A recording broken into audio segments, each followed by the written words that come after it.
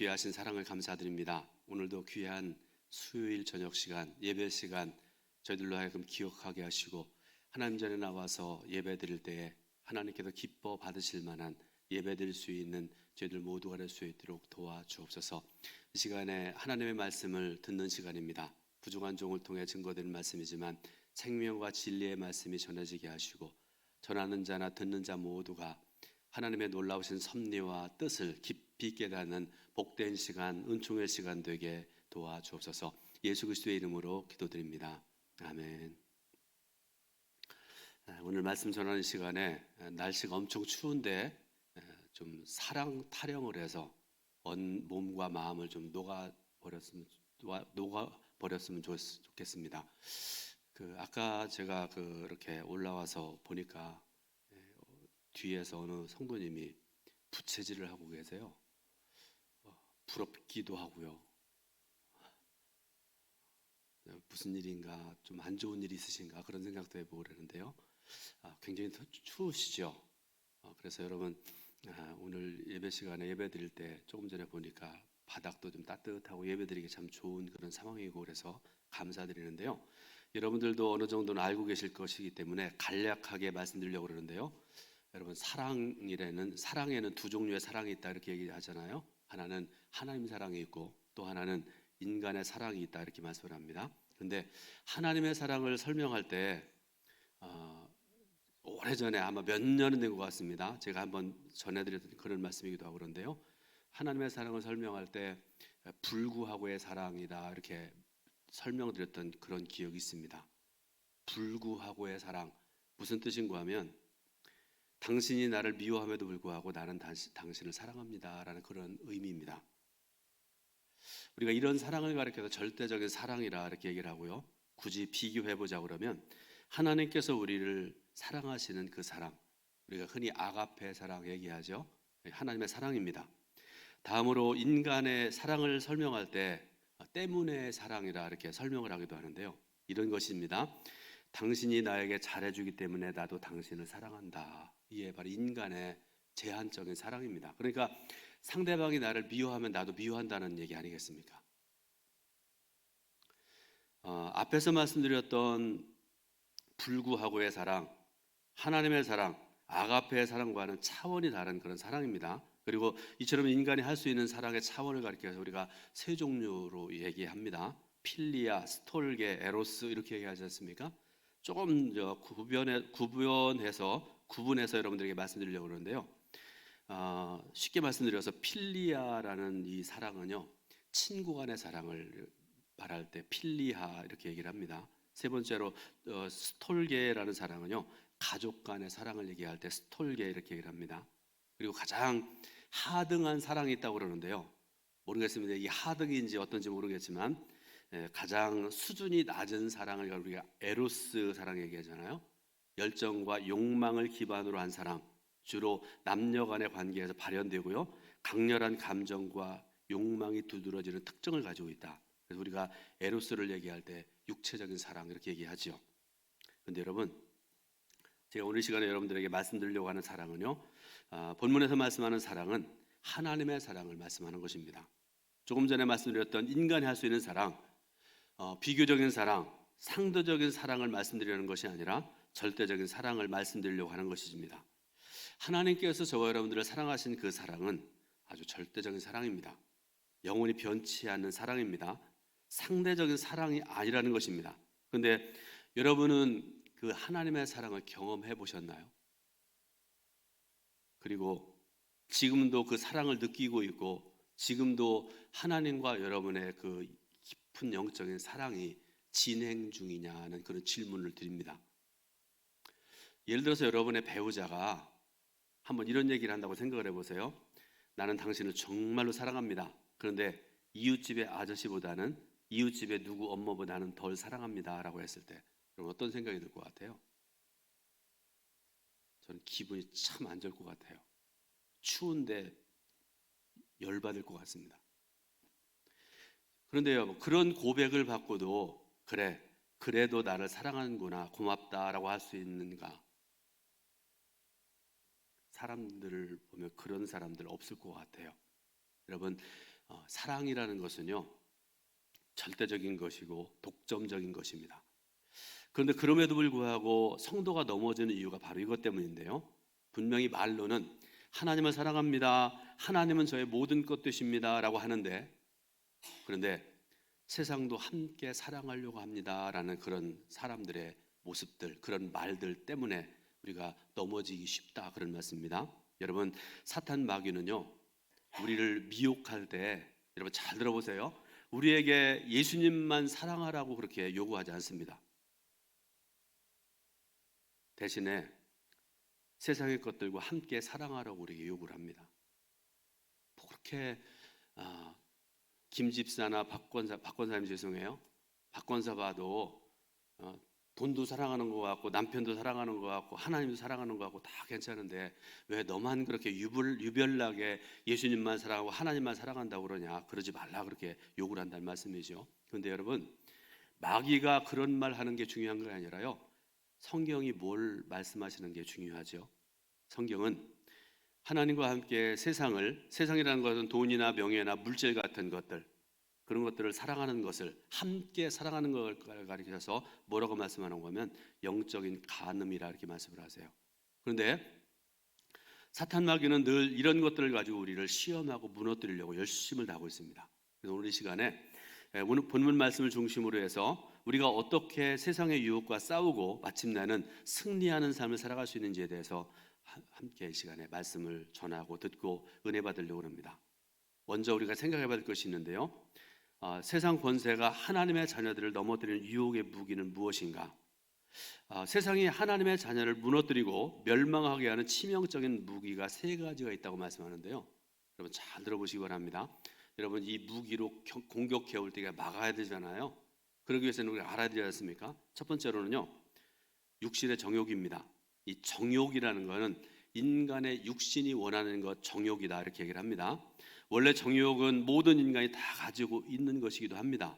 다만 그 정욕을 다스릴 줄 아느냐, 절제하느냐, 또 육신에서 일어나는 대로 행하며 살아가는 자의 차이뿐입니다. 예를 들자면 여러분, 우리들에게 욕심들이 있지 않아요? 식욕이죠. 식욕을 여러분, 내가 밥을 이만큼 먹어야 되는데 요만큼 줄여서 먹고, 맨날 고기만 먹어야 되는데 채소 같이 먹고, 그러면 저처럼 좀 슬림해질 수 있어요. 근데 먹고 싶은 대로 다 먹으면 배가 이만큼 나와가지고요, 이렇게 되지 않습니까?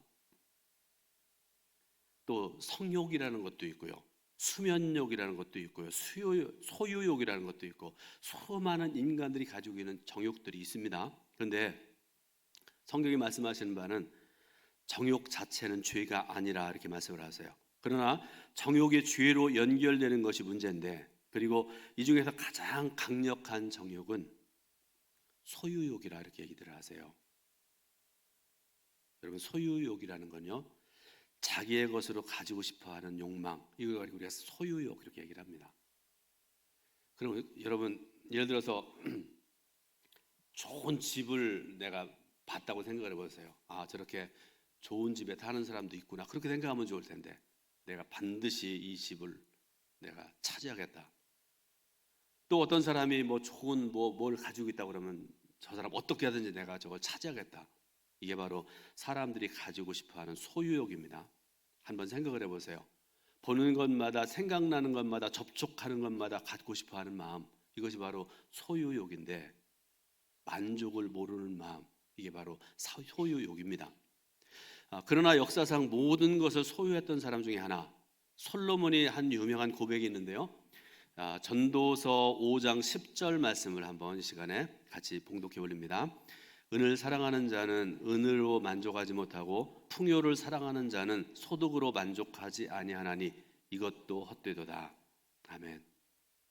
여러분, 돈과 재물은 사랑의 대상이 아닙니다. 돈을 사랑하는 것은 일만 악의 뿌리가 된다 이렇게 말씀을 하세요. 돈을 사랑하는 자는 결국 파멸을 맞게 된다는 것이 성경과 동서고금의 역사가 교훈하는 교훈 중의 교훈입니다. 두 번째로는 안목의 정욕입니다. 그런데 여러분, 안목의 정욕이 왜 위험한가? 사람은요, 일반적으로 그런 것 같아요. 저도 말씀 준비하면서 가만히 생각을 해보니까요, 사람이 눈으로 보는 것은 일단 의심하지 않고 믿게 되는 경향이 있습니다. 내가 봤으니까, 그죠? 누구한테 들은 게 아니라 내가 직접 눈으로 본 거니까요, 사람들은 그게 진리인 줄 알고 그렇게 살아가는 경향이 있다, 그런 말씀입니다. 우리가 흔히 쓰는 경고 중에 백문이 불여일견이란 말이죠. 많이 들어보셨죠? 뜻이 아무리 여러 번 들어도 한 번 본 것만 못하다, 그런 뜻인데요. 사람들은 일반적으로 한 번 본 것을 무조건 사실로 받아들이는 경향이 있습니다. 그런데 이게 문제입니다. 왜 그런가 하면요, 우리 눈이 완전한가요? 여러분, 시력들이 완전하십니까? 저도 얼마 전까지만 하더라도 시력 양쪽에 1.5, 1.5 그랬었는데요. 이렇게 하면 여러분 안 보여요. 사람이 나이가 먹어갈수록 시력이 점점 나빠지고, 어떤 사람은 태어날 때부터 시력이 안 좋은 사람이 있고요. 그리고 내가 본다고 해서 모든 것이 다 보는 그대로가 진리고 그런 거 아니지 않습니까? 다시 말씀드립니다. 우리의 눈은 불완전해서 잠깐 딴 생각을 하다가 바라봐도 무엇을 보았는지 찾아내지 못하는 경우들이 허다합니다. 그럼에도 불구하고 우리는 본 것을 그대로 믿어버리는 경우들이 많습니다. 여러분, 사탄의 유혹을 한번 예로 들어보겠습니다.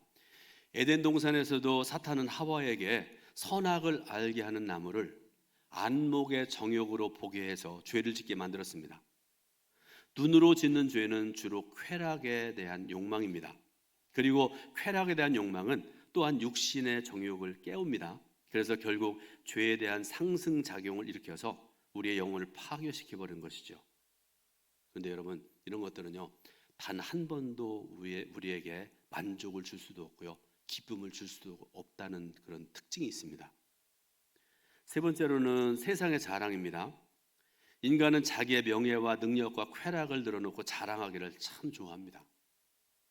만나서 얘기하다 보면 목회자들 얘기하는 거면 다른 얘기 하겠습니까? 우리 교회는 이렇게 부흥하고 내가 목회를 이렇게 잘하고 뭐 그런 거 아니겠습니까? 돈 많은 사람들 모이면 우리 이번에 주식을 뭐 샀는데 뭐 이렇게 올라가고 땅을 사는데 이렇게 올라가고 막 그런 얘기 할 거 아니겠습니까? 공부하는 애들, 자녀들 둔 어머니들, 애들 학교 보내놓고 카페에 앉아가지고 하는 얘기 뭐겠습니까? 우리 애가 이번에 뭐 어디 학교 들어가고 무슨 100점을 맞았고 그런 얘기 할 거 아닙니까? 모여서 얘기하다 보면요, 남의 얘기 안 들어주려고 그래요. 자기 자랑하기 바빠서요. 자신이 목숨을 걸고 긁어 모은 것들을 뽐을 냅니다. 대부분의 사람들은요, 다른 사람들의 말을 들어주고 다른 사람들의 자랑을 들어주기보다 자신의 자랑을 늘어놓기를 참 좋아합니다. 근데 여러분, 결국 이런 세상의 자랑은요, 대부분 사람들의 비난과 비웃음을 사는 경우들이 굉장히 많습니다. 그러므로 성도인 저 여러분들의 자랑은 이런 세상적인 자랑이 아니라 하나님을 자랑하는 삶이어야 됩니다. 내가 어떻게 돈을 벌었고 어떻게 높은 자리에 올라갔는가에 대한 것이 아니라 하나님께서 나를 어떻게 구원하셨고 예수님께서 어떻게 십자가에 죽으시고 나를 살리셨는가를 자랑하는 자가 되어야 된다는 그런 말씀입니다. 성경이 인정하는 자랑은 예수 그리스도와 십자가뿐입니다. 단언하건대 세상을 사랑하는 사람에게는 하나님 아버지의 온전하신 사랑이 있을 수가 없습니다. 다음으로 이런 사탄 마귀의 유혹을 어떻게 극복해야 되는가, 오늘 결론적으로 이제 세 가지 또 간략하게 말씀드리는데요. 첫 번째로는요, 사탄 마귀의 유혹을 극복하는 첫 번째 방법은 하나님의 말씀입니다. 지난 주일에도 말씀드렸던 것인데요, 예수님께서 40일을 금식하셨을 때 마귀는 예수님의 그 약점을 너무나 잘 알고 예수님을 미혹하는 내용이 마태복음 4장에 기록이 되어 있죠. 그런데 이런 미혹에 대해서 예수님께서 어떤 방법으로 대처하셨고 어떻게 승리하셨는가? 여러분, 다른 방법이 아니에요. 하나님 말씀으로 승리하셨습니다. 첫 번째, 두 번째, 세 번째 미혹 모두를 하나님의 말씀, 신명기의 말씀으로 대적해서 승리하신 예수님이십니다. 이처럼 말씀은 세상을 이기는 가장 강력한 무기입니다. 그러므로 하나님의 말씀으로 내 마음과 내 삶을 가득 채워야 됩니다. 그래서 혹시 군대 다녀온 남자분들 보니까 군대 갔다 오신 만한 분들은 거의 없고 군대 안 가신 분들이 대부분이신데, 여러분 잘 들어보세요. 그것도 좋은 경험이니까요. 군대 가서 이제 훈련 딱 끝나고 자대 배치를 받으면요, 2등병, 작대기 하나 이렇게 해주는 2등병이라고 그러잖아요. 그걸 달고 들어가면요, 뭐 그 사람이 뭐 서울대학을 나왔든지가 아니면 글자도 모르는 사람이 다 똑같은 사람이 일자 이거 하나 들고 가는데요. 그때 가서 제일 첫 번째 하는 게 뭔가 하면요, 선임들 관등성 외우는 일입니다. 그러니까 말년 병장 이제 제대가 뭐 일주일밖에 안 남은 병장부터 자기 바로 위에 그 선임자까지, 제가 군대 들어갔을 때는 전방에 올라갈 때에서 40명 꽉 찼거든요. 그래가지고 여러분 그 40명을 외워야 되는데, 생전 처음 보던 그 시커먼 사람들 그 이름 외우는 게 쉬운 일 아니잖아요. 40명이나 된 사람은요. 근데 외워야 돼요. 안 외우면 큰일 납니다. 그래가지고 선님들이 하는 얘기 해본 거 하면 손끝으로 대기만 해도 이병 아무개 그러고서 뭐 병장 아무개 해가지고 이병 누구까지 이름을 쫙 얘기해야 된다고 그런 얘기 해요. 요구를 받습니다. 저도 여러 번 경험을 했습니다. 아무리 머리가 나빠도, 아무리 사람들에 대한 관심이 없는 사람도 결국은 다 외워야 돼요. 왜 그런가 하면 외워야 되니까요. 그럼 우리 믿음의 사람들은 어떻게 해야 될까요? 하나님의 말씀이 내 안에 들어와서 내 삶을 가득 채우시도록 해야 됩니다. 성경을 읽고 성경을 듣고 성경을 실천해야 됩니다. 그리고 하나님 말씀을 능력을 의지해야 됩니다. 그래서 어디 가든지 어떤 상황에 처하든지 말씀으로 대적하고 말씀으로 승리하는 저 여러분들 될 수 있기를 주님의 이름으로 축원드립니다. 두 번째로는 성령 충만함으로 극복해야 됩니다. 여러분도 성령 충만함에 대해서 많이 말씀을 들었을 거고요. 그렇게 해야 된다는 것도 잘 알고 있을 것입니다. 그러면 성령 충만이라는 것이 무엇인가를 우리가 생각해 봐야 되겠지요. 앞에서도 말씀드렸던 것처럼 손끝만 대도 예수 구원 불신지옥 그렇게 얘기하는 사람 있지 않습니까?